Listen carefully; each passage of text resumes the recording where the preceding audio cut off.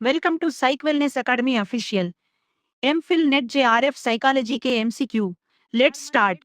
Part 2 reconstructing psychology is past के लिए 5 to 7 minute की आसान और exam oriented studio microphone. Part 2 reconstructing psychology is past.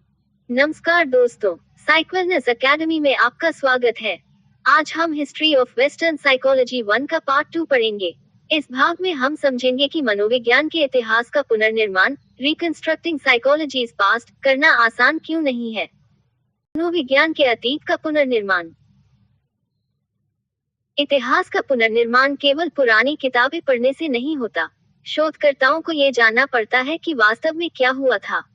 लेकिन कई कारणों से सही इतिहास तक पहुंचना कठिन हो जाता है। मुख्य रूप से इसके 3 कारण। 1. लॉस्ट और सप्रेस्ड डेटा, खोया हुआ या दबाया गया डेटा। कई बार महत्वपूर्ण दस्तावेज समय के साथ खो जाते हैं या जानबूझकर नष्ट या छिपा दिए जाते हैं। उदाहरण के लिए, हर्मन एबिंगहाउस के शोध पत्र उनकी मृत्यु के लगभग 75 वर्ष बाद मिले।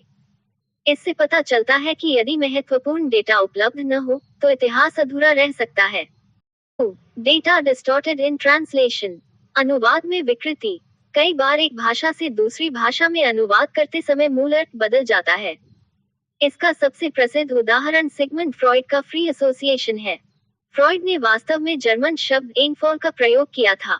एनफॉल का अर्थ है अचानक प्रवेश या अचेतन मन से विचारों का अनियंत्रित रूप से चेतन मन में आ जाना। लेकिन अंग्रेजी में इसका अनुवाद फ्री एसोसिएशन कर दिया गया, जिससे मूल अर्थ कुछ बदल गया। सेल्फ सर्विंग डेटा, स्वार्थपूर्ण या पक्षपातपूर्ण डेटा।